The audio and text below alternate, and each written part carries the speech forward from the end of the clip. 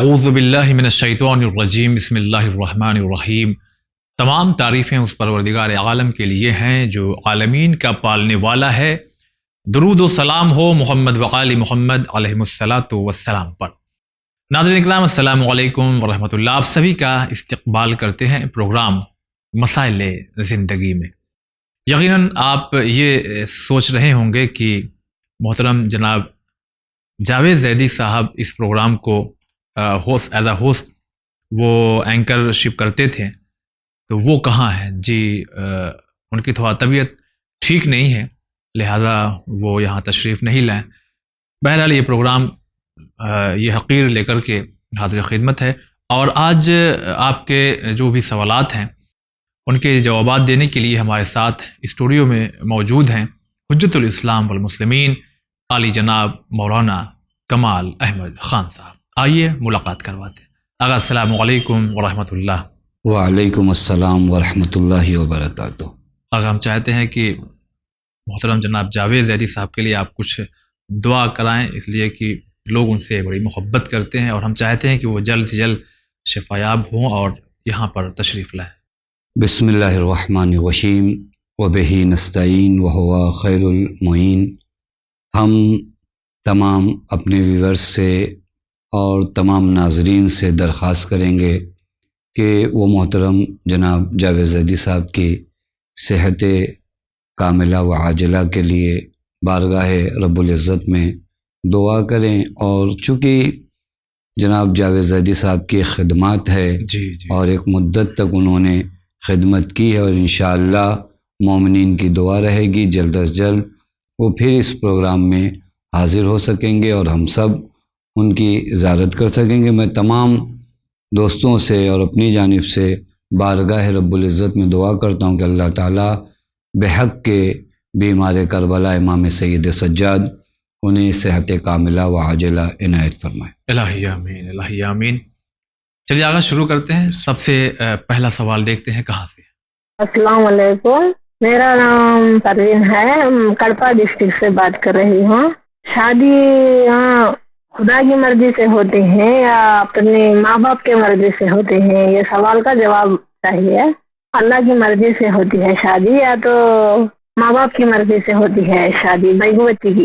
اور ایک سوال، اگر سے خدا کی مرضی سے شادی ہوتی ہے تو کیا بڑے بزرگ کہتے ہیں کہ شوہر کی خصلی کی مٹھی سے عورت کو بنایا ہے، کہتے ہیں بزرگ لوگ، کیا یہ بات صحیح ہے یا غلط ہے؟ میرا سوال کا جواب دیں۔ پروین صاحبہ کلپا سے، ان کا پہلا سوال یہ تھا کہ شادی جو ہے وہ خدا کی مرضی سے یا ماں باپ کی مرضی سے، اور دوسرا سوال ان کا یہ تھا کہ کیا عورت جو ہے مرد کی فصلی سے یعنی اس کی پیدائش ہوتی ہے؟ دیکھیے، جہاں تک سوال ہے پہلا کہ شادی خدا کی مرضی سے یا ماں باپ کی مرضی سے، تو اس کائنات میں کوئی پتا بھی بغیر مرضی خدا کے نہیں ہلتا۔ جی، تمام امور کائنات کے بے مرضی خدا انجام پاتے ہیں۔ صحیح۔ لیکن اللہ تعالیٰ نے انسان کو ایک مجبور مخلوق نہیں خلق کیا، جی، مختار بنا کے۔ اسی وجہ سے ہمارے پاس ارادہ بھی ہے، شعور بھی ہے، فکر بھی ہے، عقل بھی ہے کہ ہم اپنا کام عقل و فکر و شعور کے ساتھ انجام دیں۔ صحیح۔ لہذا شادی کے مسئلے میں بھی آپ کو اختیار ہے۔ اسی وجہ سے روایات میں اگر آپ دیکھیے کہا کہ ایسی زوجہ کو تلاش کرنا جس کے اندر یہ کوالٹی ہو، یہ کوالٹی ہو، یہ کوالٹی ہو، جی، آپ تلاش کرنا، یہیں سے پتہ بتایا جا رہا ہے کہ آپ کو اختیار ہے۔ صحیح۔ وگرنہ اگر طے ہو جاتا کہ جس کو جہاں شادی کرنا تو پھر آپ کو اختیار دینے کا معنی کیا ہے؟ تو اس کا مطلب یہ ہے کہ اختیار دیا ہے۔ اصل شریعت کی اگر بات کروں تو اگر لڑکی کی شادی ہے اور لڑکی نے شادی اب تک نہیں کی، پہلی شادی ہے، باقرہ لڑکی ہے، تو وہاں باپ کی رضایت شرط ہے۔ جی، یہ چیز شاید اگر ان کا پوچھنے کا مطلب یہ ہو تو باپ کا راضی ہونا عقد نکاح میں کیا ہے؟ شرط ہے۔ پہلی دفعہ اگر شادی ہو رہی ہو جی، تو لڑکی کے لیے باپ کی رضایت شرط ہے۔ اور یہیں سے ہم اپنے نوجوانوں سے اور جوانوں سے یہ بھی درخواست کریں گے کہ آپ ماں باپ کی رضایت کا خیال رکھیے، چونکہ اس طرح آپ کی زندگی کافی بابرکت ہو جاتی ہے۔ صحیح۔ دوسرا سوال جو ان کا ہے کہ عورت مرد کی پسلیوں سے خلق ہوئی ہے، تو دیکھیے قرآن کریم واضح طور پر اس کا انکار کرتا ہے۔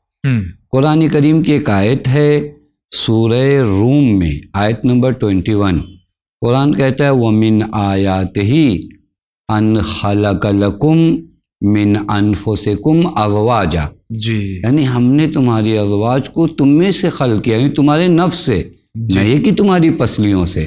حتیٰ میں نے تو بعض روایات میں دیکھا امام محمد باقر علیہ السلام نے اس بات کو جھٹلایا بھی ہے، کہا کہ ہرگز ایسا نہیں۔ جی بہت شکریہ۔ آئیے بڑھتے ہیں دوسرے سوال کی طرف۔ ہاں، السلام علیکم حضرت۔ ہمارا سوال یہ تھا کہ ہمارے پتی، ہمارے شوہر مطلب جھگڑے میں بار بار طلاق کا نام لیتے ہیں، تو یہ اس سے ایسا کچھ وہ تو نہیں دقت کہ جیسے بار بار طلاق بولنے سے کہ میں تیرے کو طلاق دے دوں گا، میں تیرے کو ایسا کر دوں گا ویسا کر دوں گا؟ میں برہان پور سے بول رہی ہوں حضرت، MP سے۔ میرا یہ سوال جو ہے بس کہ میں اتنا جواب چاہیے کہ ایسا بولنے سے کچھ ہوتا تو نہیں نا میاں بیوی کے اس میں؟ السلام علیکم۔ جی، اگر برہان پور سے MP سے، اگر شوہر غصے میں بار بار اگر کہ ہم طلاق دے دیں گے، کیا یہ طلاق ہو جائے گی؟ نہیں، اس طرح طلاق واقع نہیں ہوتا۔ نکاح کرنا آسان ہے، جی، طلاق دینا سخت ہے۔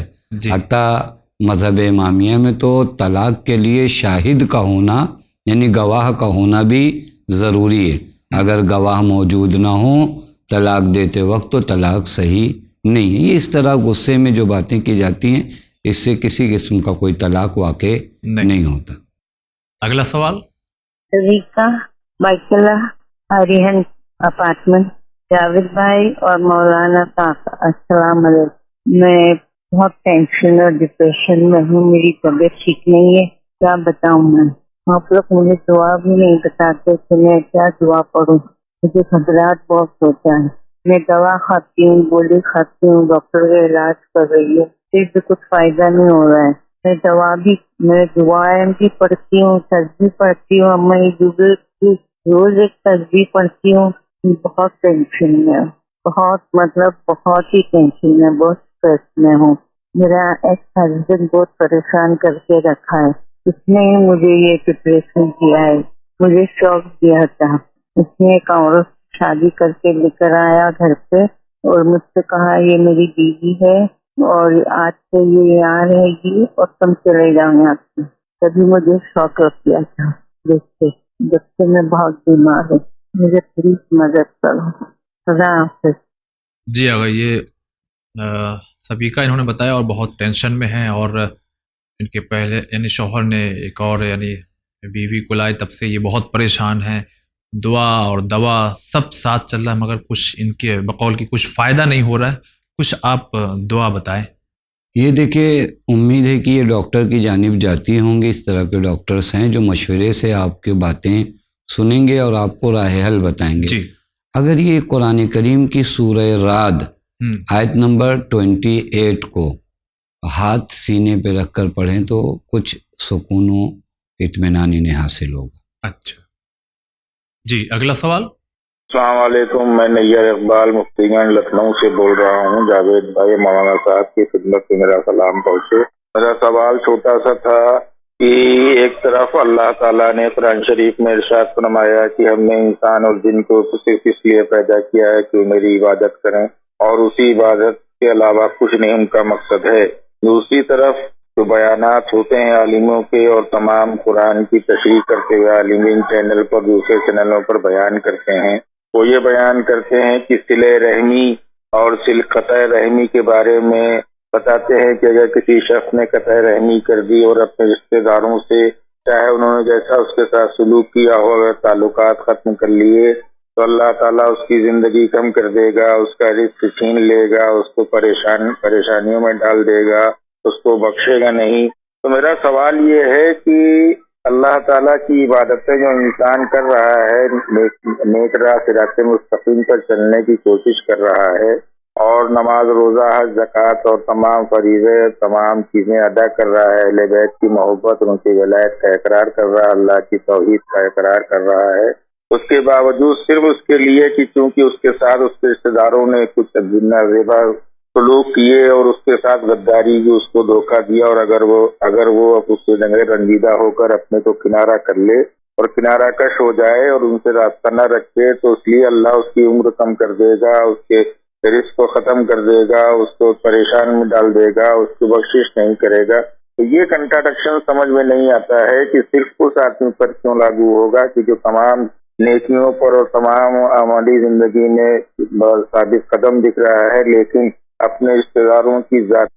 جی اگر یہ نیر اقبال صاحب لکھنؤ سے، آواز بہت کلیئر ہے، ہمارے ناظرین نے بھی سنا ہوگا، لہذا آپ جواب پیش کریں۔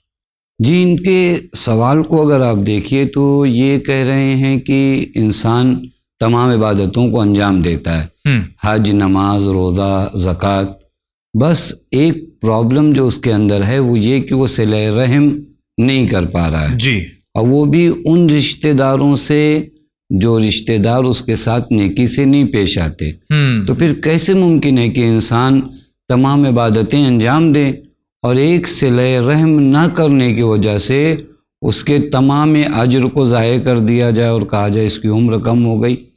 میں ان کی خدمت میں عرض کروں کہ شاید عبادت اور بندگی کا معنی واضح نہیں ہو پایا، جی، کہ بندگی اور عبادت میں انہوں نے، دیکھیے اگر آپ ان کے سوال میں غور کریے، انہوں نے صلہ رحم کو الگ کیا، جی جی، ایسا ہی محسوس ہو رہا ہے، جبکہ عبادت اور بندگی کا معنی صرف نماز و حج و زکوٰۃ میں سمٹتا نہیں ہے۔ جی، حتیٰ اگر آپ کسی ایک پیاسے کو پانی بھی پلا رہے ہیں تو وہ بھی عبادت ہے، جی، ایک اندھے کو راستہ پار کرا رہے ہیں وہ بھی عبادت ہے۔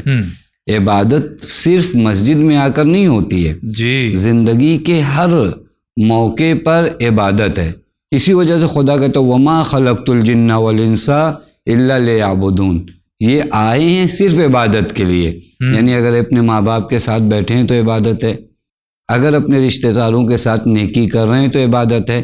تو عبادت کے مفہوم کو تھوڑا سے بڑا کریے، وسیع کریے کہ عبادت صلہ رحم بھی عبادت میں سے ہے۔ صحیح، جی، توجہ کر رہے ہیں، صلہ رحم خود عبادت میں سے۔ اب سوال یہ ہوتا ہے کہ اس ایک عبادت کو، اگر ایسے یہ بھائی ہمارے نہیں ہیں کہ اس کا انکار کرنا چاہ رہے ہیں، لیکن اگر کوئی کہے کہ نہیں صلہ رحم عبادت میں نہیں ہے، تو اس کا مطلب یہ ہوگا کہ میں دین کے بعض حصوں کو قبول کرتا ہوں، بعض حصوں کو قبول نہیں کرتا۔ میں نماز، روزہ، حج، زکوٰۃ کو قبول کروں گا لیکن صلہ رحم کو قبول نہیں کروں گا۔ اگر ایسا ہے تو اس کا مطلب یہ ہے کہ آپ خدا کو قبول نہیں کرتے، چونکہ اسی خدا کا فرمان ہے۔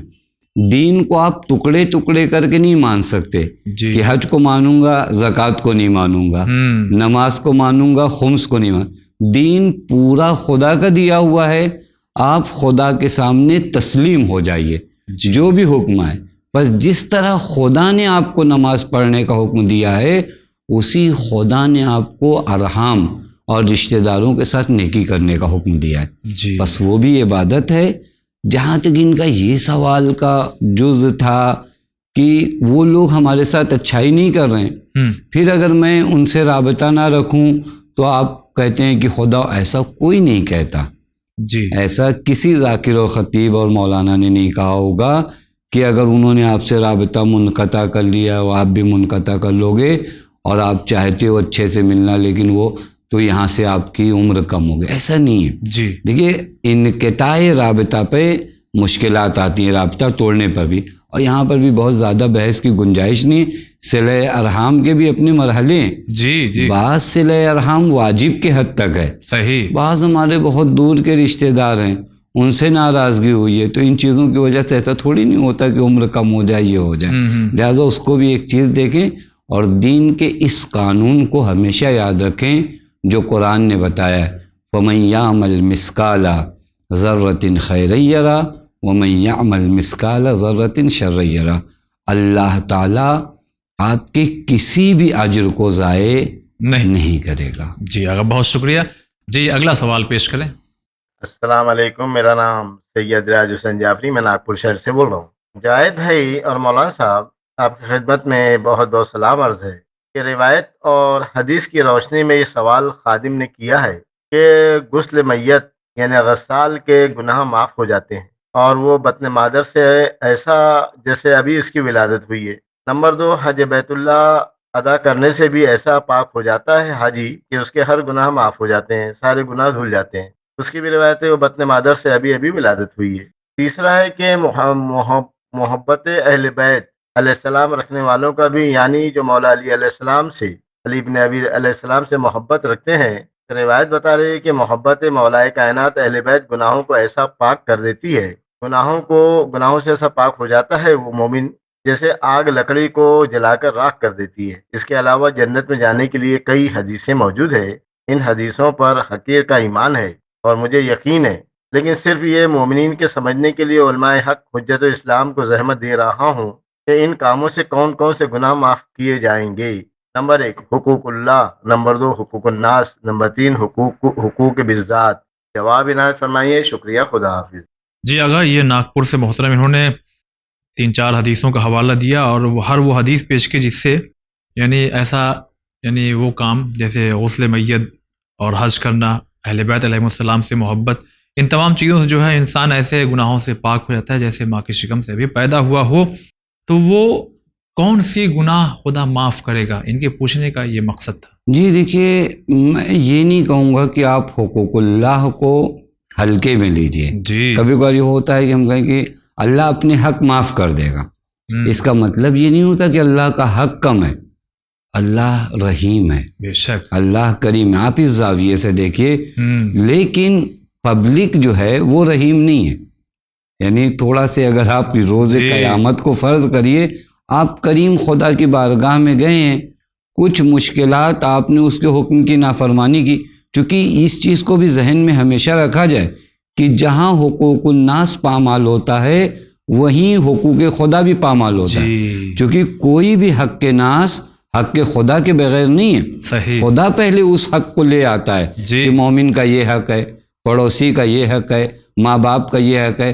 جب بھی آپ ماں باپ کا حق پامال کرتے ہو تو سب سے پہلے خدا کا حق پامال کرتے ہو، پھر ماں باپ کا حق پامال کرتے ہو، پڑوسی کا حق پامال کرتے ہو، اس سے پہلے خدا کا حق۔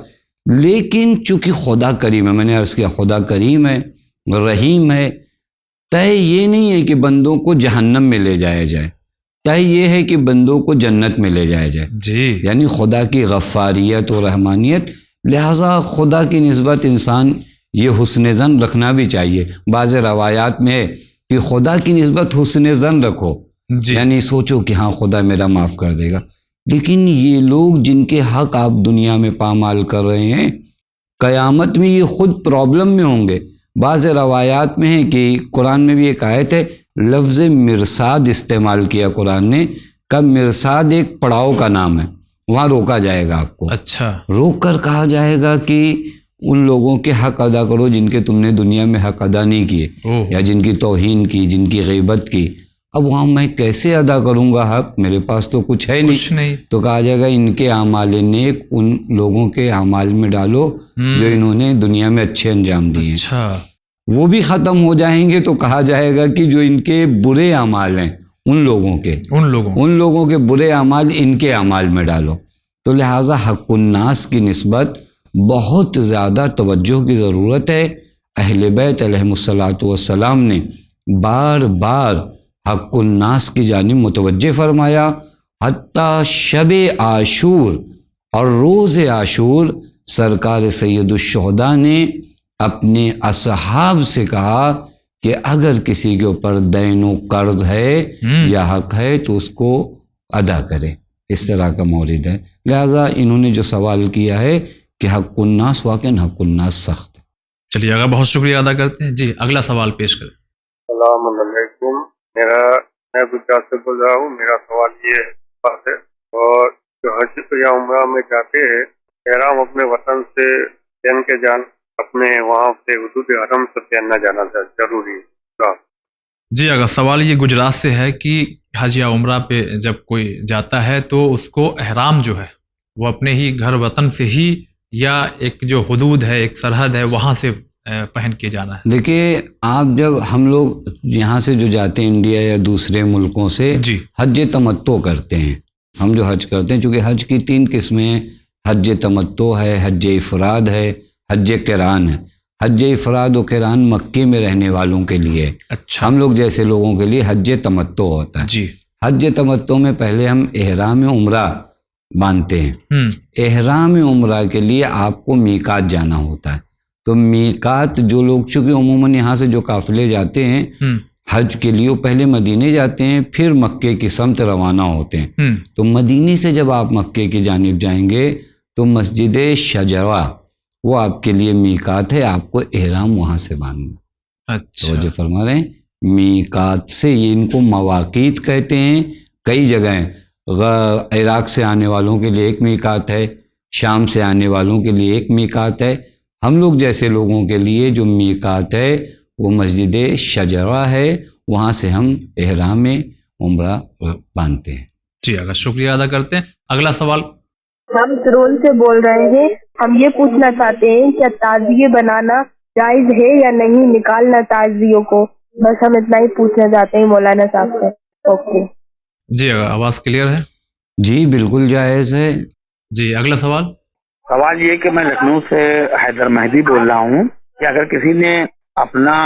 کسی نے لڑکی کو اڈاپٹ کیا ہو اور اس نے شادی کی ہو اور لیکن نکاح کے وقت اس کے اصل باپ کا نام نہ لیا گیا ہو بلکہ جس نے اڈاپٹ کیا ہے اس باپ کا نام لیا گیا ہو تو کیا وہ نکاح جائز ہے؟ شکریہ. جی اگر سوال پیش کرنے سے پہلے اپنے ناظرین سے ہم گزارش کریں گے جب بھی آپ چینل ون میں فون کر کے یعنی سوال اپنا ریکارڈ کرا رہے ہیں تو یہ ضرور کوشش کریں کہ ٹیلی ویژن جو ہے وہ اس کی جو آواز ہے اس کو آپ بالکل کم کر دیں یا آپ خود وہاں سے ہٹ جائیں تاکہ آپ کی جو آواز ہے وہ بالکل کلیئر اور صاف یعنی ریکارڈ ہو جائے. تو اسی لیے بہت سے لوگ یہ شکایت کرتے ہیں کہ ہم کئی بار سوال پیش کیے ہیں لیکن جواب نہیں ملا. تو شاید ان بہت سی وجوہات میں سے ایک وجہ یہ ہے کہ آپ کی آواز صاف نہ آئی ہو. بہرحال یہ محترم جناب حیدر مہدی صاحب لکھنؤ سے ہے. اگر انہوں نے لڑکی کو اڈاپٹ کیا اور جب اس کی شادی ہوئی تو جو حقیقی باپ تھا اس کا نام نہ لیا گیا ہو, جس نے اڈاپٹ کیا ہے اس کا نام لیا گیا ہو نکاح میں, تو کیا صحیح ہے نکاح؟ مشکل نہیں ہے, کوئی بھی حرج نہیں ہے, کیونکہ لڑکی کے نکاح کے وقت باپ کا نام معین ہونا ضروری نہیں ہے. جس لڑکی سے آپ نکاح کر رہے ہیں وہ لڑکی معین ہونا چاہیے کہ کس لڑکی سے نکاح ہونے جا رہا ہے. ہاں یہ اور ضروری ہے کہ آگے کی نسل میں وہ باپ کا نام ہونا بہت ضروری ہوتا ہے چونکہ یہ نسلی معاملہ ہے. لیکن اصل نکاح پہ کوئی حرج نہیں ہوتا اگر لڑکی معین ہو جاتی ہے, اور اگر اس کا باپ باحیات ہے تو اجازت کی بھی ضرورت ہے. مگر یہ چونکہ اڈاپٹ کی ہوئی لڑکی ہے تو ظاہراً زیادہ تر یتیم بچیاں ہوتی ہیں, اس وجہ سے کوئی حرج. جی اگلا سوال. یہ افطار احمد بول رہا ہوں میں کاشی پور اتراکھنڈ سے. ابھی ایک سوال اور بھی کیا ہے اسی کے ساتھ جوڑ دینا. میری گزارش یہ ہے کہ ایک پروگرام آپ کے چینل پہ 8 ساڑھے 8 9 بجے کے آس پاس آتا ہے جس میں عبدالوہاب نقوی کا وہ دکھایا جاتا ہے, اس میں کیسے کیا نقلی بکری کے بارے میں بھی دکھایا جاتا. لیکن وہ پروگرام آپ کا انگلش میں آتا. میری آپ کی گزارش ہے کہ اس پروگرام کو 2 بار میں نے دیکھا لیکن دونوں بار انگلش میں آتا ہو. تو میری آپ سے گزارش ہے تو جن چینل سے پوری عجیب کے ساتھ میں گزارش کر رہا ہوں اس کو آپ 1-2 مرتبہ اردو میں ضرور شائع کریں. آپ کی بڑی مہربانی ہوگی. اور بڑی اہم بات ہے اور اہم واقعہ ہے جو دکھاتے ہیں آپ لیکن انگلش میں دکھاتے ہیں, ہم مجھے سمجھ نہیں. آپ کی بڑی مہربانی ہوگی. السلام علیکم. جی محترم, یہ ہم آپ سے کہنا چاہیں گے کہ جس پروگرام کے سلسلے سے آپ نے اپنا سوال یہ پیش کیا ہے الحمدللہ اس کو اس ٹیم کے حوالے کر دیا گیا ہے جو اسے اب اردو زبان میں ڈب کریں گے, اور انشاءاللہ جلدی ہی چینل ون کے ذریعے آپ کی خدمت میں اس پروگرام کو جو جنت البقیع کے سلسلے سے ہے وہ اردو زبان میں آپ تک پہنچایا جائے گا. جی اگلا سوال. السلام علیکم مولانا صاحب اور جاوید بھائی کو بہت بہت سلام قبول ہو. ہماری یہ گزارش ہے کہ اس معاملے میں کہ ہم لوگوں کے دماغ میں یہ آتا ہے کہ خدا واحد ہے اور جس کی ہم لوگ پرستش کرتے ہیں, تو کیا اس خدا واحد سے پہلے بھی کوئی ایسا تھا کہ جو طاقت جو ہے جس نے خدا واحد کو بنایا ہو؟ جی اگر سوال کچھ اس طرح سے ہے کہ جس خدا کی ہم عبادت کرتے ہیں کیا اس خدا سے پہلے بھی کوئی خدا تھا جس نے اس خدا کو یعنی ایسا بنایا کہ اس کی عبادت کی جائے؟ ہم ایسے کسی خدا کی عبادت ہی نہیں کرتے کہ جو پہلے نہ رہا ہو. یعنی خدا اس ذات کا نام ہے میں نے ایک حدیث دیکھا، بڑی حسین حدیث ہے، جہاں معصوم نے، چونکہ واقعاً خدا کے بارے میں ہم جیسے لوگ سمجھ بھی نہیں سکتے کہ کنہ توحید کیا ہے، وہ تو معصومین علیہم الصلاۃ والسلام نے رہنمائی فرمائی، تو ہم سمجھتے ہیں کسی حد تک خدا کی معرفت حاصل، بہت یعنی قطرے سے بھی آپ تعبیر نہیں کر سکتے کہ کتنی معمولی معرفت ہے۔ حضرت ایک مقام پر ارشاد فرماتے ہیں خدا کیا، ان کے سوال کا جواب اسی حدیث میں مل جائے گا، اول قبل الاشیاء بلا اولیہ وآخر بعد الاشیاء بلا نہایہ۔ خدا تمام اشیاء سے پہلے ہے، لیکن آپ اولیت اس کے لیے نہیں لا سکتے، چونکہ اول لانا خود بتاتا ہے کہ اس سے پہلے نہیں تھا، کہا سب سے پہلے ہے لیکن اولیت نہیں، آخر بعد الاشیاء بلا نہایہ، ہر چیز کے بعد یعنی آخر ہے لیکن نہایت نہیں ہے، انتہا نہیں ہے، یعنی یہ ذات وہ ذات ہے، ایسا نہیں کہ کبھی خدا نہیں تھا ہو گیا اور کبھی ایسا ہوگا کہ خدا نہیں رہے گا، یہ ممکن نہیں ہے۔ ذات حق تعالی ہمیشہ سے ہے اور ہمیشہ رہے گی، یہ آسان تعبیر ہمارے اردو میں کی جاتی ہے، لہٰذا ایسا تصور کی خدا واحد کی ہم عبادت کرتے ہیں، اس خدا کو کس نے خلق کیا ہے تو وہ مخلوق ہے، پھر وہ خدا نہیں ہے۔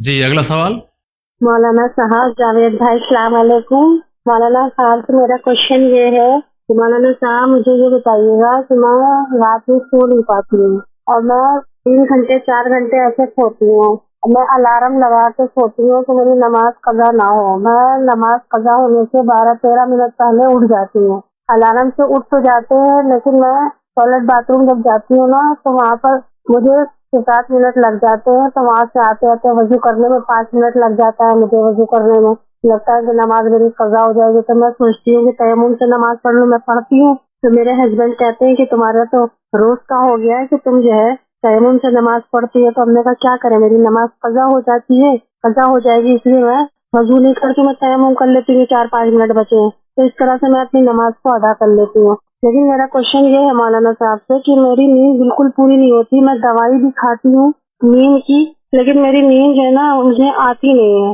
تو میں ڈاکٹر نے ہم کو نیند کی دوائی بھی دی ہے لیکن میں سو نہیں پاتی ہوں، جو سوتی ہوں نا تو میری نیند پوری غفلت کی نہیں ہو پاتی ہے اور میری نیند بیچ میں میری ٹوٹ جاتی ہے، جب ٹوٹ جاتی تو ہمیں نیند نہیں آتی ہے، لیکن میں نماز کے لیے الارم لگا کے سوتی ہوں کہ میری نماز قضا نہ ہو، تو اس طرح سے میں نماز کو ادا کرتی ہوں۔ میں دن میں بھی چاہوں کہ سو جاؤں تو میں دن میں بھی نہیں سو پاتی، میری حالت بہت خراب ہوتی جا رہی ہے، میرے آنکھوں کے نیچے ڈارک سرکل پڑ رہے ہیں، دن بھر میں بہت پریشان رہتی ہوں، میں چاہوں کہ اللہ تھوڑی دیر سو جاؤں، میرے ہاتھ پیر میرے بدن میں بہت درد ہوتا رہتا ہے، میں پریشان رہتی ہوں، کچھ ہوتا بھی نہیں ہے مجھ سے کام، اور دن میں کسی ٹائم بھی نہیں سو پاتی ہوں، میری تھوڑا نیند پوری ہو جائے، میں 10 بجے تک لیٹی رہوں گی کہ جو میری شاید نیند پوری ہو جائے، جلدی نیند ہی نہیں آتی مجھے، ذرا سا خود پھوٹ ہو جائے گا فوری نیند کھل جائے گی۔ خداوند عالم آپ کی پریشانیوں کو دور فرمائے۔ آغا سوال ان کا یہ تھا کہ چونکہ نیند نہیں آتی، دوا بھی چل رہی ہے، اس کے باوجود بھی نیند کم آتی ہے، تو اس وجہ سے یہ نماز قضا ہونے کے 13 منٹ ان کے بقول 13-14 منٹ پہلے اٹھ جاتی ہیں۔ ظاہر سی بات ہے واش روم وغیرہ جانے آنے میں کافی وقت ہو جاتا ہے، تو یہ تیمم سے نماز پڑھتی ہیں، اور یہ چونکہ اب روزانہ ہونے لگا تو ان کے شوہر نے ٹوکا کہ اب تمہارا روزانہ کا ہو گیا، اس طرح سے قبول نہیں ہے، تو کیا کہیں گے آپ؟ جی ہم گزارش کریں ان سے، کبھی کبھار ہمارے یہاں ایک چیز غلط رائج ہوتی، مثلا وضو کا ٹائم نہیں ہے، اب میں پورے مستحبات کے ساتھ وضو کرنا چاہتا ہوں، دیکھیے 2 چیزوں میں آ جاتا ہے مسئلہ، ایک مرتبہ میں تیمم کروں یا مستحبات وضو کو چھوڑ کر فقط واجب وضو کروں، جو چیزیں واجب ہیں، تو اگر آپ ان واجب چیزوں کو دیکھیں نا تو آپ کا وقت کم ہو جائے گا، یعنی آپ چہرہ دھوئیں، ہاتھ دھوئیں، اس کے بعد مسح کریں، اس میں بھی 1-2 منٹ سے زیادہ ٹائم نہیں لگنے والا، یعنی اگر آپ ان مستحبات کو چھوڑ کر، بسا اوقات مستحبات کو ہم لوگ الگ نہیں کر پاتے تو سوچتے ہیں کہ اسے نہیں کیا تو وضو نہیں کیا، مگر آپ کے پاس ٹائم کم ہے تو ضروری نہیں کہ آپ ان 2 ہاتھوں کو یہاں تک دھلیں جو مستحب ہے، کلی کریں، ناک میں پانی ڈالیں، یہ چیز مستحب ہیں۔ جی اب اگر آپ پھنس گئے اور وقت کم ہے تو آپ کیا کریے، آپ سیدھے چہرہ دھوئیے، ہاتھ دھوئیے، سر کا پیر کا مسح کریے، تو اس طرح مسئلہ حل ہو سکتا ہے جی کہ بے رسد کے ہم تیمم کی جانب جائیں. آپ تھوڑا جلدی سے وضو کریے اور ضروری نہیں 2 مرتبہ پانی ڈالنے کے بجائے 1 مرتبہ ڈالیے. یہ 1 منٹ کا کام، اس سے زیادہ کا کام نہیں ہے. یہ ایک مسئلہ ہو گیا. جی دوسرے جو نیند نہ آنے کا سوال ہے، امید ہے کہ یہ ڈاکٹر کے یہاں جاتے ہوں گے، لیکن ایک چیز میں آپ کی خدمت میں عرض کروں، ناظرین کی خدمت میں عرض کروں، سونے سے پہلے تسبیحات اربع پڑھیں. حتیٰ تسبیح حضرت زہرا جی سلام اللہ علیہ کے لیے بہت روایات وارد ہوئی ہیں سونے سے پہلے پڑھنے کے لیے. جی ان چیزوں کو کریں، انشاءاللہ سکون حاصل ہو. تسبیحات اربع ہمارے ناظرین کے لیے بتائیے. یہ بہت آسان ہے. ہم کہتے ہیں سبحان اللہ والحمد للہ ولا الہ الا اللہ واللہ اکبر. ہر ایک دانے پر یہی پورا ایک پڑھتے چلے جائیں. ہاں، یہ اس کو 3 مرتبہ خالی پڑھیں. 3 تسبیحات اربع جو ہے، یہ جو آپ نماز میں پڑھتے ہیں 3 دفعہ پڑھیں. 3 دفعہ پڑھیے. وہ اچھا. تسبیح حضرت زہرا جو ہم نماز کے بعد پڑھتے ہیں، وہ دانے کے ساتھ. ٹھیک ہے، بہت شکریہ ادا کرتے ہیں. جی اگلا سوال. مولانا صاحب جاوید بھائی السلام علیکم. مولانا صاحب سے میرا کوشچن یہ ہے کہ یہ بتائیے گا کہ مرر کے سامنے کیا نماز پڑھنا مکروہ ہوتا ہے یا نماز نہیں ہوتی ہے؟ اس کے بارے میں بتائیے گا مولانا صاحب. خدا حافظ. جی اگر سوال یہ ہے کہ مرر آئینے کے سامنے نماز پڑھنا کیا ہے؟ جی مکروہ ہے، نماز باطل نہیں ہوتی، مکروہ. مکروہ. اچھا جی اگلا سوال. جی میرا نام محمد احمد ہے. میرا سوال یہ ہے کہ اللہ کا جو نام لیتے ہیں لوگ کہ اللہ تعالیٰ یہ فرماتا ہے کہ اللہ تعالیٰ یہ کیا نام ہے فرماتے ہیں، تو اللہ کا تو کوئی معبود نہیں ہے، وہ تو تنہا اکیلا ہے، تو یہ لفظ لینا صحیح ہے یا غلط ہے؟ دوسرا سوال ہے میرا کہ میری بیوی کی طبیعت خراب رہتی ہے، اس کے لیے کوئی وظیفہ یا کوئی صورت ایسی بتائیں جو انشاءاللہ وہ ٹھیک ہو جائے. جی اگر ان کا پہلا سوال یہ محمد احمد صاحب کہ اللہ تعالیٰ یہ فرماتا ہے یا فرماتے ہیں، یہ کہنا صحیح ہے یا نہیں، اور ان کی وائف کی طبیعت اکثر خراب رہتی ہے تو کوئی وظیفہ کوئی دعا بتائیں. جہاں تک پہلا سوال ہے، اگر آپ غور کریے، وہ لوگ جو کہتے ہیں کہ اللہ تعالیٰ یہ فرماتے ہیں، ان کی بھی جو مراد اور ان کے جو ذہن میں ہوتا ہے 2 اور 3 نہیں ہوتے. جی جو منہ ہمارے یہاں بھی کبھی کبھی استعمال میں ہوتا ہے. ایک اچھی شخصیت کے لیے جب ہم احترام میں کرنے جاتے ہیں تو کہتے ہیں فلاں صاحب یہ کہتے ہیں، جبکہ وہ ایک آدمی ہوتا ہے. جی جی ہاں. لیکن احتراماً کہتے ہیں.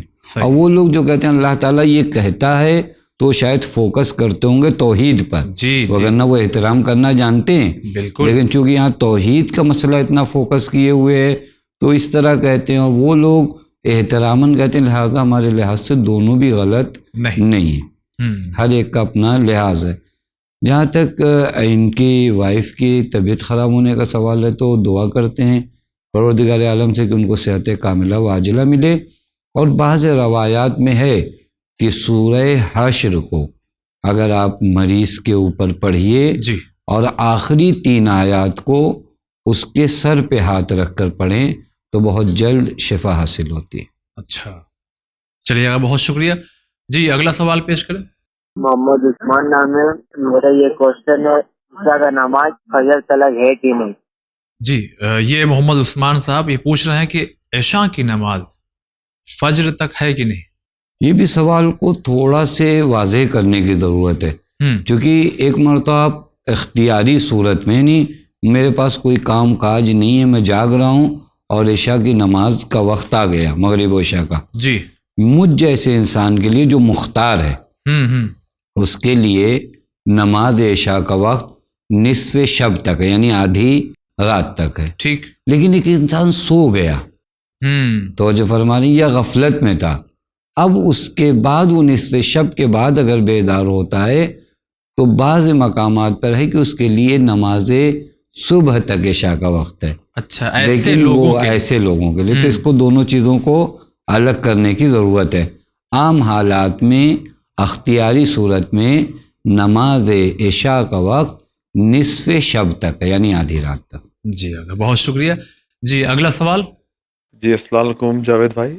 میرا دوسرا سوال یہ جاوید بھائی کہ جو کعبہ ہے وہ تو ایکچولی پورا ہی بہت ہی مقدس جگہ ہے، لیکن اس کے جو 4 کونے اس کی ایک الگ الگ ایک اپنی منزلت ہے. ایک طرح تو آپ کا اسوہ اجوت ہے، لیکن جو 3 کونے ہیں اس کے بارے میں آپ وضاحت کر سکتے ہیں ان کی کیا کیا امپورٹنس ہے.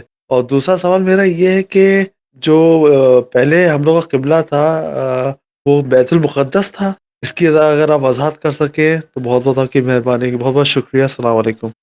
کعبہ کے چاروں کونے کے وہ ایک طرف تو یہی ہے کہ حجر اسود ہے، اور جو باقی تینوں کونے ہیں اس کی سلسلے سے کیا ہے، اور ہمارا پہلا قبلہ کیا بیت المقدس ہے؟ جی، کعبہ مقدس کو اگر آپ غور کریں تو یہ 4 گوشے جو خانہ کعبہ کے ہیں ان کو ارکان اربع کہا جاتا ہے. اچھا. ہر ایک کعبے کا یہ گوشہ ایک رکن ہے، اور اگر آپ غور کریں ایک کو رکن شرقی، رکن غربی، رکن جنوبی، رکن شمالی کہتے ہیں. یہ جو حجر الاسود ہے یہ رکن شرقی کی جانب ہے، اور یہاں کے امپورٹنس انہوں نے خود بتائی کہ حجر الاسود چونکہ اس رکن کے پاس ہے تو ہمیں چومنا ہے، مسح کرنا ہے. جی. اس کے علاوہ اگر آپ آئیے تو یہ تمام ارکان جو ہیں یہ قبلے کا بھی کام کرتے ہیں.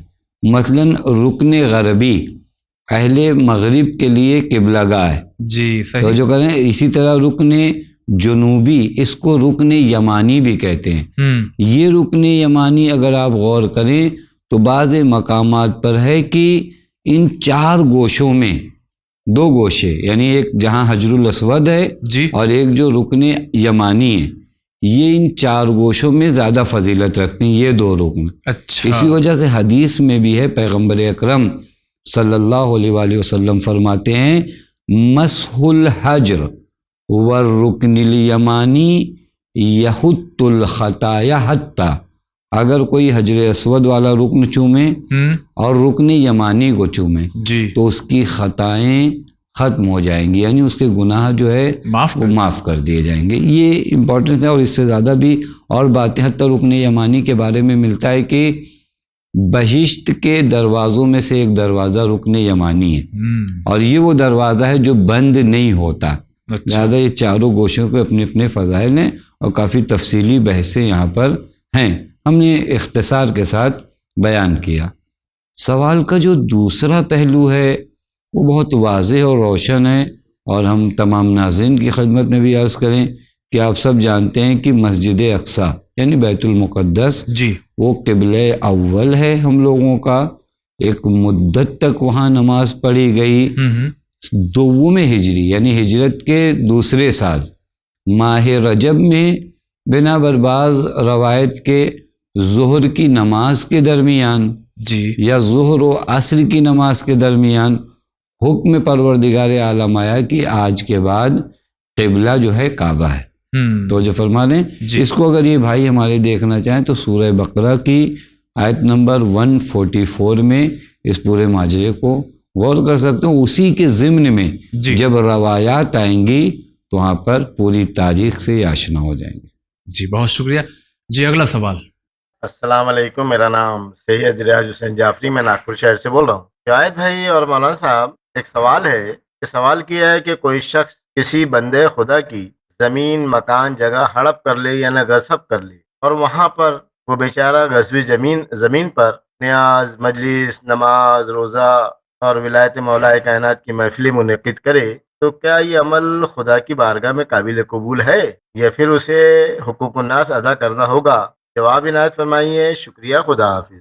ریاض حسین جعفری ناگپور سے، اگر کسی انسان نے کسی کی زمین جو ہے وہ غصب کر لی اور اس مقام پر مجلس، ماتم، محافل، دیگر چیزیں، تو کیا حکم ہے؟ کیا قبول ہے یا نہیں قبول ہے؟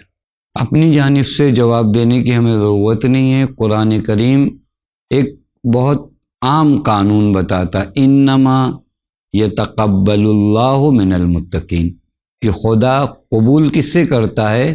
متقین سے. اگر میں نے غصب کیا ہو یا چوری کیا ہو تو سب سے پہلے تو یہ طے ہو گیا کہ میں متقی نہیں ہوں، اور جب میں متقی نہیں ہوں تو خدا سوائے متقین سے کسی سے عمل قبول نہیں کرتے. یہ آیت بہت واضح، انما یعنی خدا صرف و صرف عمل کو قبول کرتا ہے متقین سے، یعنی غیر متقین سے اللہ تعالیٰ عمل کو قبول نہیں کرتا. جی اگلا سوال. جاوید بھائی، مولانا آپ سب کو پورے ٹیم کو السلام علیکم. میں پونا سے بول رہی ہوں، نرگس مسلم.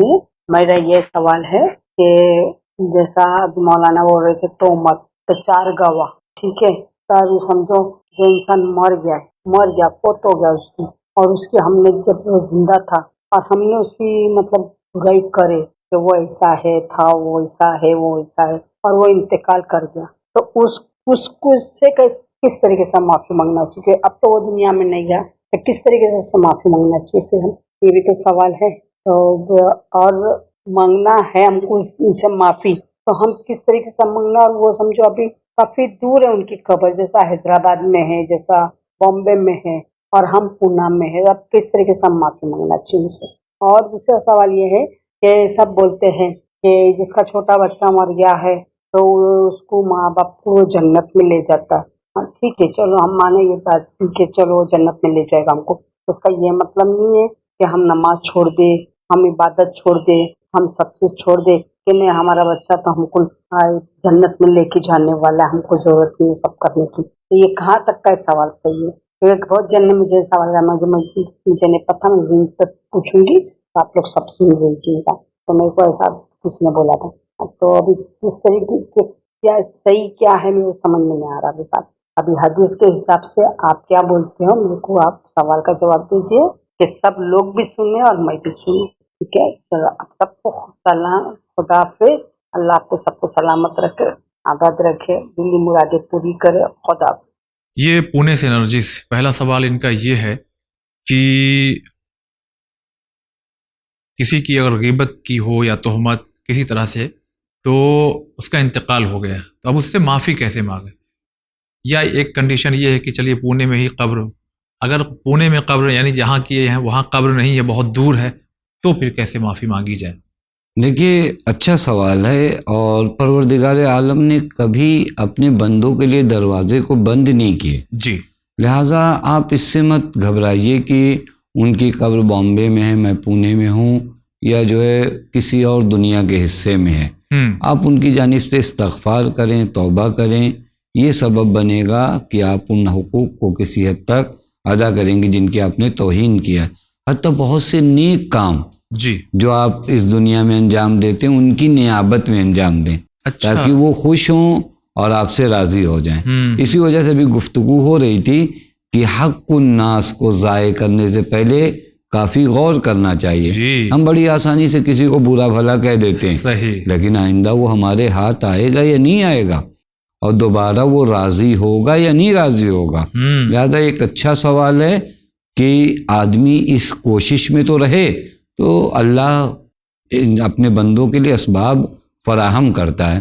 لہذا بعض مقامات پر ہے کہ اس کی جانب سے آپ استغفار کرو، خود اپنے لیے بھی استغفار کرو خدا سے، کیونکہ میں نے عرض کیا تھا کہ جب بھی کسی حق الناس کو پامال کیا جاتا ہے تو سب سے پہلے خدا کا حق پامال ہوتا ہے، یہ ایک مطلب۔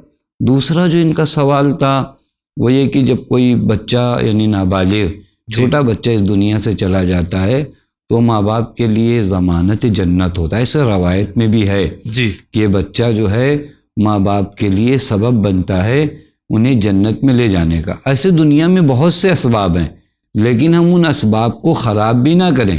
حتیٰ چھوٹا بچہ، کہ میں آپ کو قرآن کی آیت سناؤں جہاں پر کلن تمامی یہ کہا گیا، وہ قرآن کی کافی مشہور آیت ہے، الذین اذا اصابتہم مصیبہ قالوا انا للہ و انا الیہ راجعون اولئک علیہم صلوات ورحمۃ واولئک هم المہتدون، کہ جب بھی مومنین میں سے بعضوں کے اوپر کوئی مصیبت آتی ہے تو وہ کہتے ہیں انا للہ و انا الیہ راجعون۔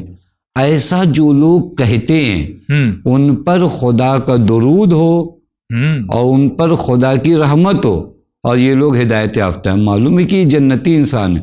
ہو سکتا ہے ہمارا کوئی جوان بچہ بھی اس دنیا سے چلا جائے، یا ہمارے ماں باپ چلے جائیں، یا کوئی ایسا انسان جس سے ہم بہت زیادہ محبت کرتے ہیں وہ بھی اگر اس دنیا سے چلا جائے، لیکن ہم وہاں پر کفر نہ کریں بلکہ صبر کا مظاہرہ کریں اور کہیں کہ انا للہ و انا الیہ راجعون، تو قرآن کہتا ہے ایسے لوگوں پر خدا کا درود ہو، ایسے لوگوں پر خدا کی رحمت ہو۔ پس اس زاویے سے دیکھیں تو یہ بھی جنتی ہے۔ پس اسباب جنت بہت ہیں، اسی وجہ سے بعض روایات میں ہے کہ جنت میں جانے کا راستہ زیادہ ہے، دوزخ کی جانب جانا سخت ہے. جی یعنی جنت کی جانب جانا آسان ہے، لیکن ہم لوگ کیا کرتے ہیں بعض اوقات اب نماز چھوڑ دیا، روزہ چھوڑ دیا، حج چھوڑ دیا، تو اس کا مطلب ہم تقوی کے مرحلے سے نکل رہے ہیں، اور جتنا تقوی کے مرحلے سے نکلیں گے اتنا ہی ہم دین سے دور ہوتے جائیں گے. لہٰذا ایسا کوئی نہ سوچے کہ میں نے یہ عمل انجام دے دیا ہے اب اس کے بعد مجھے کوئی اور عمل انجام دینے کی ضرورت نہیں ہے. دین ایک عمل کا نام نہیں ہے، دین تمام امر نہی الہی کو، تمام حکم الہی کو ملاتے ہیں تو دین بنتا ہے. اور تمام پہ عمل کرنا ہماری نجات کا سبب ہے. جی بہت شکریہ. جی اگلا سوال. السلام علیکم محترم مولانا صاحب اور عزیز جاوید بھائی، میں مرزا ساجد بیگ بول رہا ہوں حیدرآباد سے. امید کرتا ہوں کہ آپ لوگ مولا کے کرم سے خیریت سے ہوں گے. میرا ایک سوال یہ تھا کہ ماشاءاللہ قرآن میں چند آیتیں ہیں جس کے گھر میں لگانے سے برکت ہوتی ہے. تو اگر میں کسی کرائے کے گھر میں، اگر کوئی کسی کرائے کے گھر میں رہتا ہے تو ان آیتوں کی برکت گھر والوں کو پہنچے گی، گھر میں جو رہتے ہیں ان کو پہنچے گی، یا پھر جو گھر کا مالک ہے اس کو پہنچے گی؟ اس کی وضاحت کیجیے. میں آپ کا بے حد شکر گزار اور ممنون ہوں گا. خدا حافظ، اللہ سلامت رکھے. خدا حافظ. یہ مرزا ساجد بیگ صاحب، ان کا یہ سوال ہے کہ اگر کوئی انسان کسی کے مکان پہ کرائے پر رہتا ہے اور جو قرآن کی کچھ آیات ہیں جو یعنی جس کو لگانے سے برکت گھر میں نازل ہوتی ہے، تو یہ برکتیں شامل حال مکان مالک کو ہوں گی یا ہم اگر کرائے پہ رہتے ہیں تو ہمیں ہوگی؟ دیکھیں قرآن کریم کی آیات کی تلاوت کوئی برکات سب کو شامل ہے، حتیٰ بعض ان پڑوسیوں کو بھی شامل ہو سکتی جو آپ کے گھر سے دور ہیں. لہٰذا اس چیز میں بھی ہمیں فکر بھی نہیں کرنا چاہیے کہ نزول رحمت الہیہ ہو رہا ہے تو کس کس تک پہنچ رہا ہے. جی. اچھی چیز ہے کہ نزول رحمت الہیہ سب تک پہنچے، لہٰذا سب تک پہنچتا ہے. سوال میں ان کا یہ تھا کہ قرآن کی آیت جو لوگ دیوار وغیرہ پہ جو ہینگ کرتے ٹانگتے ہیں اس سلسلے سے تھا. یہ بھی ایک اچھی چیز ہے، قرآن کریم کی آیات کو آپ لگائیے، لیکن یہیں پر یہ بھی کہا جائے اور بہت اہم چیز ہے کہ قرآن مجید سے ہم لوگ قرآن مجید کی آیات کو یا توغرے کو ایک جگہ پر لگا کر مطمئن نہ ہو جائیں جب ہم قرآن سے بہت آشنا ہیں. نہیں، اصل قرآن جو ہے آپ کے دل کے لیے آیا ہے. قرآن کریم آپ کے گھر کی دیواروں کے لیے نہیں آیا ہے. اصل میں وہ قرآنی آیات کو اپنی زندگی میں لے آئیں تاکہ پوری زندگی مبارک ہو جائے اور پورا معاشرہ مبارک ہو جائے. جی بہت شکریہ. جی اگلا سوال پیش کریں. السلام علیکم مولانا صاحب، میرا سوال یہ ہے کہ ایک لڑکی شادی کرتی ہے، شیعہ ہے وہ، اور اگر وہ اس کو بعد میں اپنا مذہب یاد آ جائے اور اس کو پچھتاوا ہو کہ ہمارا مذہب میں واپس مجھے جانا ہے، تو کیا وہ اپنے وہ پہلے آدمی کے پاس سے اگر وہ بھاگ کے آ جائے واپس اپنے رشتہ داروں میں، تو کیا اس کی شادی شیعہ میں دوبارہ کرنا جائز ہوگی؟ کر سکتے ہیں؟ آغا اس کا جواب دیجیے مجھے جلد سے جلد. خدا حافظ. جی آغا آواز بہت کلیئر ہے، جواب بالکل جائز ہے، کوئی حرج نہیں ہے، جائز ہے. جی اگلا سوال. السلام علیکم. جی میرا نام اختر حسین اور میں پاکستان سے، کراچی پاکستان سے بات کر رہا ہوں. دراصل مجھے آپ کا نمبر ایک فیس بک پہ چینل ہے آپ کا، وہاں سے ملا. فیس بک کا چینل ون کے نام سے کوئی ہے، کوئی آپ کا پیج وہاں سے. تو میں بھی کچھ سوال پوچھنا چاہ رہا ہوں اہل تشیع کمیونٹی کے حوالے سے، اگر آپ کو کچھ رہنمائی کر سکیں. یہ محترم جناب اختر حسین صاحب پاکستان سے تھے. ان سے بھی اور تمام اپنے ناظرین سے ہم یہ گزارش کرنا چاہیں کہ دیکھیے اسکرین پر جو ہے جو نمبر لکھ کر کے آ رہا ہے، آپ اس پر فون کریں تو ایک بیپ کی آواز آئے گی، اور آپ یہ انتظار نہ کیجئے کہ ہماری طرف سے کوئی آپ کے سلام کا جواب یا آپ کی باتوں کا جواب دے گا. وہ ایک مشین لگی ہوئی ہے، بس آپ کو فون کرنا ہے، اور جیسے ہی بیپ کی آواز آئے آپ اپنے سوالات کو بس اس میں ریکارڈ کرا دیجئے. وہ انشاءاللہ ہم تک آئے گا اور اس پروگرام کے ذریعے آپ کے سوالوں کے جوابات آپ تک پہنچ جائیں گے. اور اسی کے ساتھ ساتھ بہت سے لوگ اگر واٹس ایپ پہ ٹیکسٹ میسج کرنا چاہتے ہیں تو یہ نمبر بھی ہماری اسکرین پر دیکھیے ہے، آپ اس پہ ٹیکسٹ میسج کے ذریعے سوالات بھیجیے، انشاءاللہ اس کے بھی جوابات آپ تک پہنچائے جائیں گے. جی اگلا سوال پیش کریں. جناب آپ دونوں کو السلام علیکم. میں کرگل لداخ کا رہنے والا ہوں.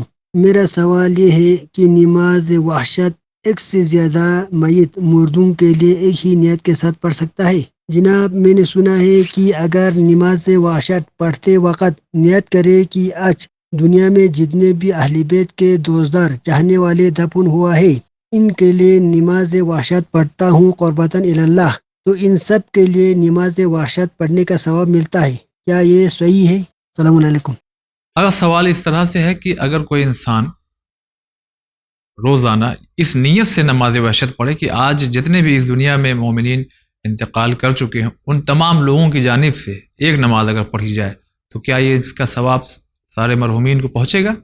دیکھیں قانون یہ ہے کہ ایک نماز وحشت ایک میت کے لیے، ٹھیک صحیح، ایک نماز وحشت ایک میت کے لیے، یعنی ہم ایک نماز وحشت پڑھ کر 10 میتوں کو ہدیہ نہیں کر سکتے، یہ قانون ہے جی۔ اب اگر آپ بقصد رجا یعنی ثواب کی غرض سے ایسا پڑھتے ہیں تو حرج نہیں ہے، اچھا ہاں، لیکن وگرنہ قانون کیا ہے کہ ایک نماز وحشت ایک میت کے لیے۔ اور یہیں پر آپ کے چینل کے ذریعے یہ بھی چیز چونکہ ہمارے معاشرے میں کم رائج ہے، اسے بتایا جائے کہ نماز وحشت کے علاوہ صدقہ دینا اس رات کو فراموش نہ کریے، میت کی جانب سے صدقہ دینا بہت اہمیت کا حامل ہے، اسے بھی تھوڑا رائج کیا جائے۔ اور پیغمبر کی حدیث ہے کہ وہ رات میت پر بڑی سخت ہے، اس کی جانب سے تم لوگ صدقہ دو، لہذا ہم اپنے احباب اور دوستوں سے گزارش یہ کریں کہ اس رات لوگ صدقہ دیں۔ جی بہت شکریہ۔ جی اگلا سوال پیش کریں۔ السلام علیکم، بن چینل سے میرا یہ سوال ہے، ماں نے نماز نہیں پڑھی پر ان کا انتقال ہوا، جو نمازیں وہ نہیں پڑھی وہ نمازیں میں کس طرح پڑھوں؟ جی اگر کسی کی ماں کا انتقال ہو جاتا ہے تو ان کی جو نمازیں قضا ہوئی ہیں تو اس نماز کو کیسے پڑھیں، لڑکا ہو یا لڑکی؟ ان کی نیابت میں آپ ان کی جانب سے قضا کی نیت سے ان نمازوں کو ادا کریں کہ میں یہ نماز اپنی والدہ کے بدلے پڑھ رہی ہوں، قضا قربت اللہ، کافی۔ جی اگلا سوال۔ السلام علیکم جاوید بھائی، مولانا صاحب، میں تقریباً 4 مہینے سے بیمار ہوں اور میں گھر میں نماز پڑھ رہا ہوں، اور میں ہمارے شہر میں جمعہ ہو رہا ہے، تو کیا جمعہ میرے لیے واجب ہے؟ اس کا جواب دیں۔ خدا حافظ، السلام علیکم۔ سوال کرنے والے کہہ رہے ہیں 4 مہینے سے تقریباً یہ بیمار ہیں اور گھر میں ہی نماز پڑھ رہے ہیں، تو جمعہ ان کے لیے کیا واجب ہے یا نہیں ہے؟ جی نماز جمعہ یوں بھی واجب تخیری ہے زمان غیبت امام زمان عجل اللہ تعالیٰ فرجہ شریف میں، یعنی اگر آپ صحیح و سالم بھی ہوتے تو بھی آپ کو اختیار تھا کہ آپ ظہر پڑھیں یا جمعہ پڑھیں، جی بے رسد کے آپ جو ہیں گھر میں ہیں اور بیمار ہیں، لہذا کوئی حرج نہیں، آپ گھر میں نماز ظہر و عصر پڑھیے، کوئی بھی مشکل نہیں۔ جی اگلا سوال۔ السلام علیکم مولانا صاحب، میں سوال کر رہا ہوں، میرا سوال کر رہا ہوں، اب میرا جواب دو، میں چلیے سے بات کروا لوں گا۔ میرا سوال یہ ہے کہ ہم لوگ زیادہ نہیں کرتے ہیں مگر تھوڑے دیر مت کرو ایسے جیسے باتیں کرتے باتیں کرتے ہیں، اور ہم لوگ جہاں محرم کی یعنی 10 تاریخ 1 تاریخ سے لے کر 12 تاریخ کے لیے کچھ بہت کھایا جاتا ہے، کسان نہیں سنا، مگر میں نے وہاں دیکھا کہ وہاں پہ گوشت پک رہا تھا، ان کی نان ویج کھا رہے ہیں، مجھے اس کا جواب ضرور دیجیے کہ محرم میں 10 دن ہمارے یہاں نان ویج نہیں کھایا جاتا ہے، وہ میں جان رہا ہوں، مگر وہاں نان ویج کھایا جاتا ہے، یہ مجھے سمجھ کیا ہے کہ ماجرا کیا ہے، تو اس کا جواب مجھے ضرور، اور یہ سوال میں منڈے کے لیے درخواست کر رہا ہوں، مجھے اس کا جواب ضرور دے۔ خدا حافظ، السلام علیکم۔ جی آغا، پہلے تو اپنے ناظرین سے ہم خود کہیں گے، دیکھیے تمام سننے والوں کو شاید یہ سوال سمجھ میں نہ آیا ہو، ہم نے بھی اس سوال کو کئی دفعہ سنا، تب جا کر کے اس منزل پہ پہنچے کہ شاید یہ پوچھنے والے یہ پوچھ رہے ہیں کہ یہ جہاں سے تعلق رکھتے ہیں ان کے ہاں محرم کے 10-12 دنوں تک یعنی 12 محرم تک یہ گوشت وغیرہ نہیں کھایا جاتا، لیکن جب انہوں نے اپنے یعنی وطن سے سفر کیا اور دیگر اور شہروں میں گئے تو وہاں دیکھا کہ کھایا جاتا ہے، تو یہ پوچھنا ہے کہ یہ صحیح ہے کھانا گوشت وغیرہ ان دنوں میں کہ نہیں صحیح ہے۔ اور پھر اپنے ناظرین سے ہم گزارش کر رہے ہیں، کبھی بھی آپ اس پروگرام کے لیے اگر اپنے سوالات ریکارڈ کروانا چاہ رہے ہیں تو اس بات کا خیال ضرور رکھیے آواز کلیئر ہو، تاکہ جب جس چینل سے وہ آپ تک پہنچائی جائے تو ہمارے ناظرین کو بھی سمجھ میں آئے، خود سوال کرنے والوں کو بھی سمجھ میں آئے اور ہمارے لیے بھی آسانی ہو. جی آقا جواب. کوئی بھی مشکل نہیں ہے. جہاں پر نہیں کھایا جاتا وہ لوگ احترام میں نہیں کھاتے، اور جہاں پہ کھایا جاتا وہ لوگ بھی بے احترامی نہیں کرتے، چونکہ شرعی لحاظ سے کوئی مشکل نہیں ہے. جی اگلا سوال پیش کریں. جناب جاوید بھائی اور مولانا صاحب، وہ میرا سلام قبول. میرا سوال ہے کہ آپ کے یہاں جو سوالوں کا سلسلہ ہے اس میں نے کئی دنوں سے دیکھ رہا ہوں کہ 95% جو سوال رہتے ہیں وہ اتر پردیش سے شامل کیے جاتے ہیں، اور باقی 5% سوالوں میں جو ہے وہ مہاراشٹر ہے، حیدرآباد ہے، کشمیر ہے کے سوال دیے جاتے ہیں. مدھیہ پردیش اور چھتیس گڑھ کا کوئی سوال نہیں رہتا. تو ایسا کیوں؟ اس طرح سے کیا ہے کہ یہاں لوگوں میں مدھیہ پردیش اور چھتیس گڑھ کے لوگوں میں ناراضگی ہے کہ لگاتار وہ بھی محبت کی خاطر آپ کو سوال بھیجتے ہیں. کم سے کم 2-3 مہینے میں ایک آدھ سوال تو ان کا آنا چاہیے کہ جس سے ان کو اضافہ، ان کے حوصلے میں اضافہ ہو. اور میرا سوال یہ ہے کہ میری پنڈلیوں میں صبح کے وقت بہت درد رہتا ہے. اس کے لیے کوئی دعا اور کوئی دعا بتائیے جس سے میں ان کا عمل کرتا رہوں اور وہ میرے پنڈلیوں کا درد جو ہے وہ دور ہو سکے.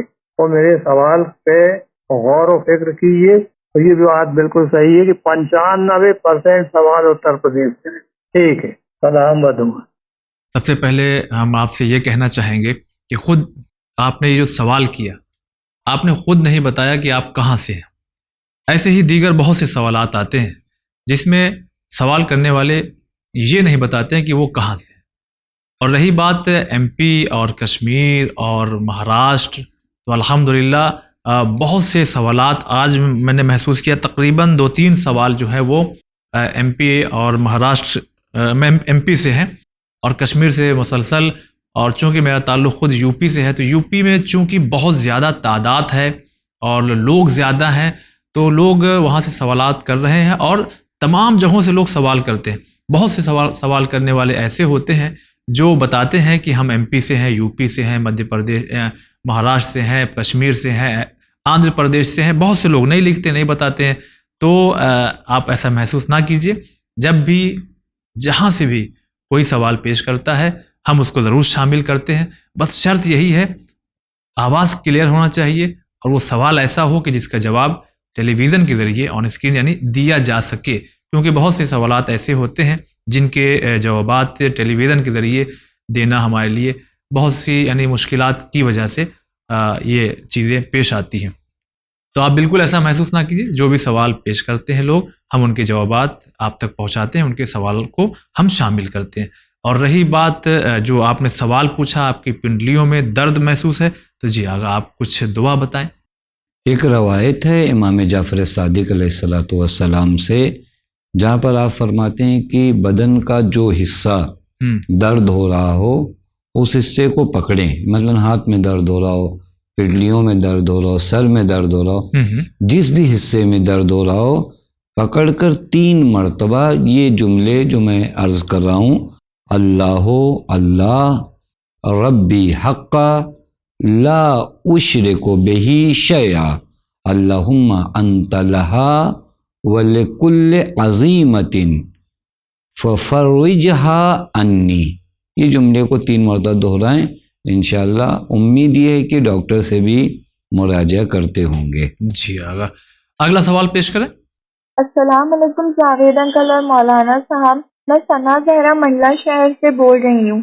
میرا سوال یہ ہے کہ ہم مولا حسین کا 10واں 20واں اور 40واں کیوں مناتے ہیں؟ کیا اس سے پہلے بھی کسی نبی یا امام کا 10واں 20واں ہوا ہے؟ سب سے پہلے یہ 10واں 20واں اور 40واں زمین پر کس کا ہوا؟